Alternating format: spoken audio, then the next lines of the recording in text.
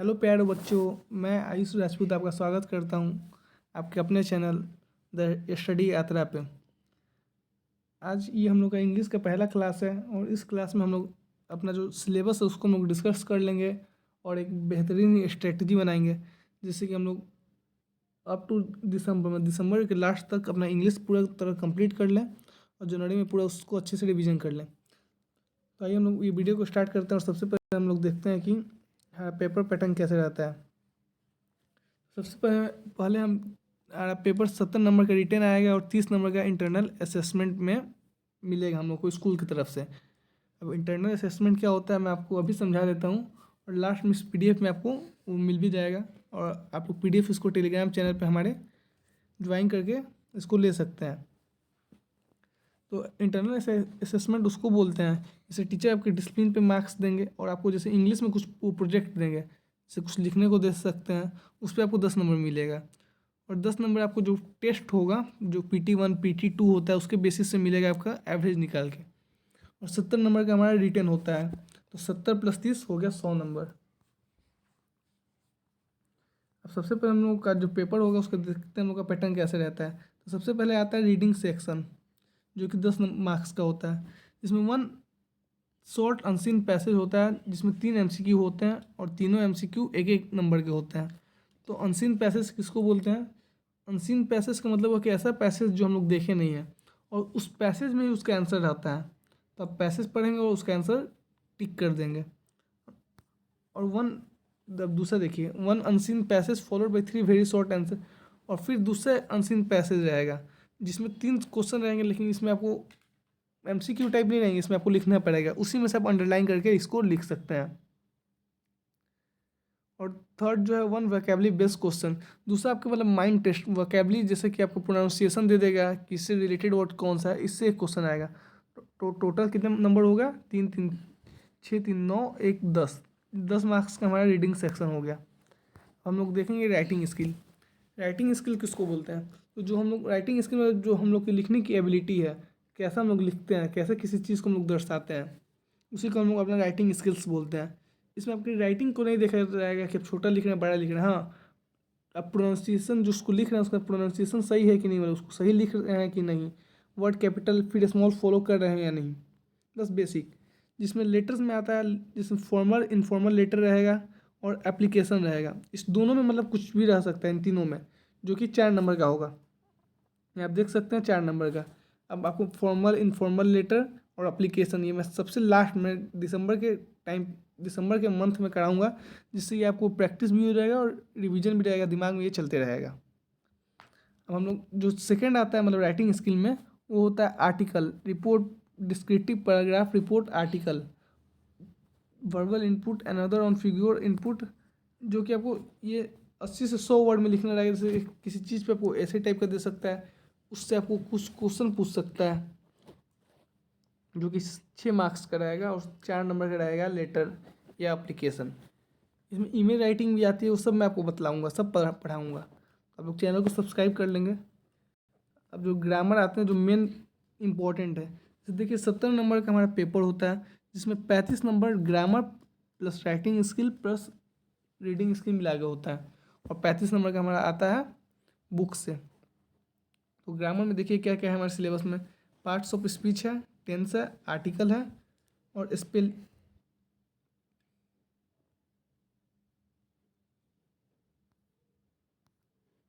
Spelling है।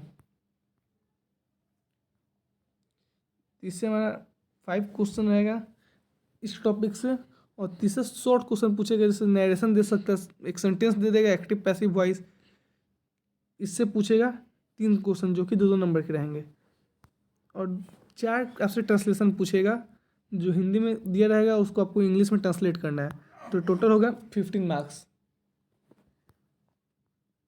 अब भाई हम लोग चलते हैं अपने लिटरेचर की तरफ। लिटरेचर मतलब जो बुक्स हैं हमारी जो किताब, तो हमारे इंग्लिश में 2 किताब हैं, एक है जिसको हम लोग सप्लीमेंट्री रीडर बोलते हैं और एक दूसरा जो हमारा मेन बुक है जिसको हम लोग मेन बुक बोलते हैं, या उसको हम लोग फर्स्ट फ्लाइट के नाम से भी जानते हैं उस बुक को, क्योंकि उसमें फर्स्ट फ्लाइट एक चैप्टर है।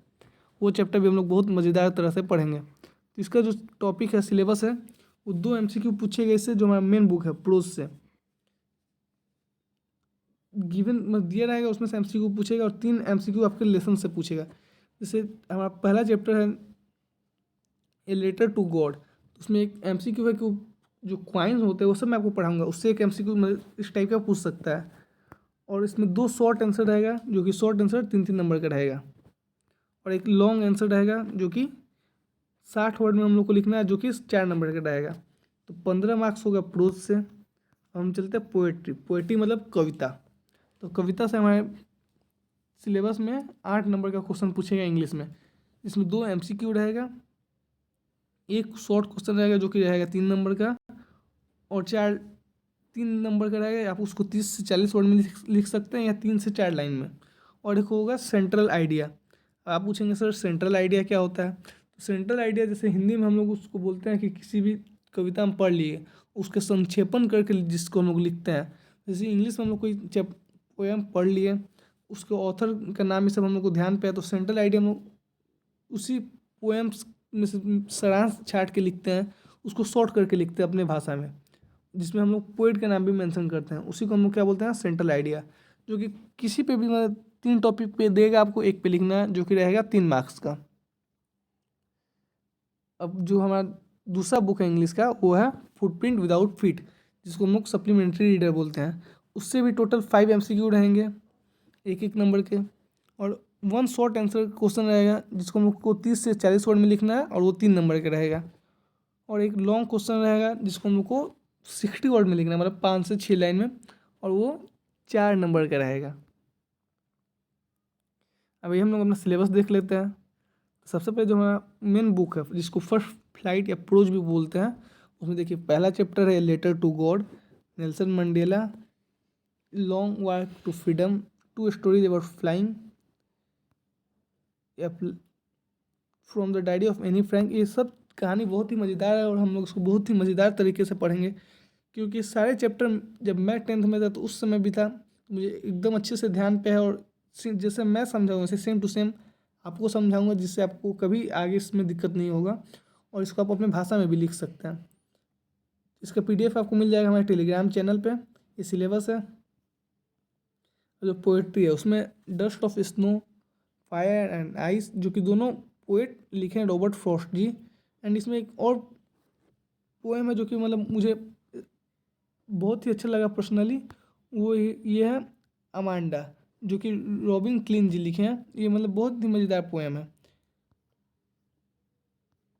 अब हम लोग देखते हैं फुटप्रिंट विदाउट फीट, जिसको हम लोग सप्लीमेंट्री रीडर के नाम से भी जानते हैं। इसमें पहला जो चैप्टर है वो है ए ट्रम्प ऑफ सर्जरी, जिसमें एक डॉग से रिलेटेड कहानी है, बहुत ही मज़ेदार कहानी है।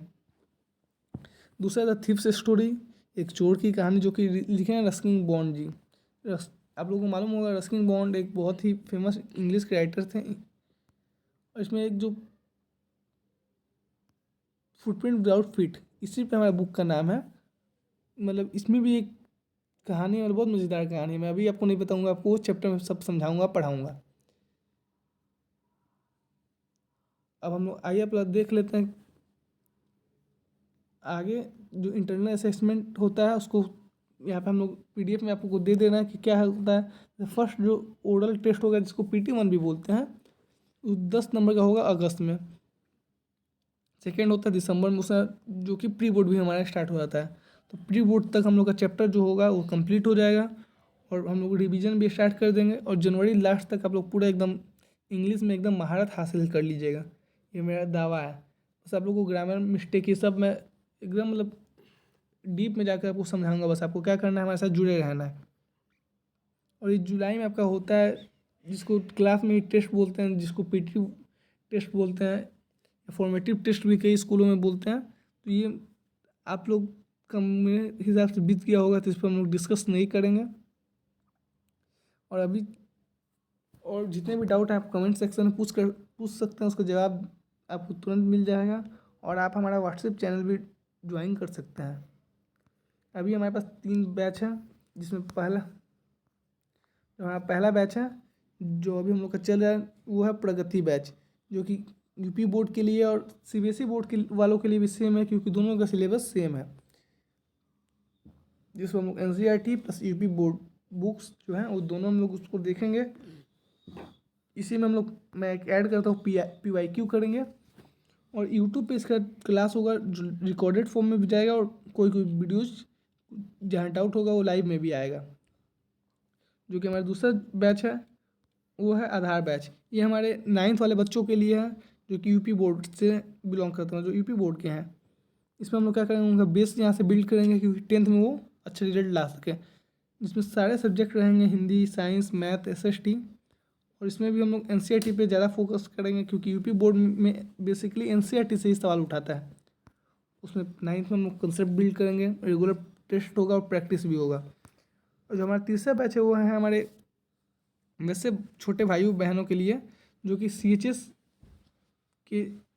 जो है सेंट्रल हिंदू स्कूल, जो कि गर्ल्स का अलग है और बॉयज़ का अलग है, उसका प्रिपरेशन कर रहे हैं। जो अभी क्लास 8 में है और 9th में एडमिशन लेना चाहते हैं, उनका कितनों बच्चों का सपना होता है कि वो बनारस आएँ, वहाँ रहें, वहाँ के स्कूलों में पढ़ें, वहाँ का वातावरण जानें। इसमें आपको खेल क्षेत्र में भी आगे जाने का मौका मिलता है। तो उसका हमारा जो बैच है उसका नाम है प्रयत्न 2.0। इसमें हम लोग जितने भी PYQ हैं वो सारे प्रीवियस ईयर करेंगे। इसमें mental ability test, English, Hindi, math, GS सब हम लोग पढ़ाएंगे आपको बिल्कुल फ्री ऑफ कॉस्ट। और ये सब आपको कहाँ मिलेगा, यूट्यूब पे। इसलिए आप हमारा यूट्यूब चैनल ज्वाइन कर लें। और ये जितने बैच हैं ये सब फ्री ऑफ कॉस्ट हैं, जिसमें वीकली टेस्ट रहेगा, आपको इसका PDF मिलता रहेगा। इसलिए आप चैनल पर नए हो तो चैनल को सब्सक्राइब कर लें। और मिलते हैं आपसे अगले वीडियो में, जिसमें हम लोग अपना जो चैप्टर है वो ए लेटर टू गॉड उसको हम लोग पढ़ेंगे। तब तक के लिए धन्यवाद।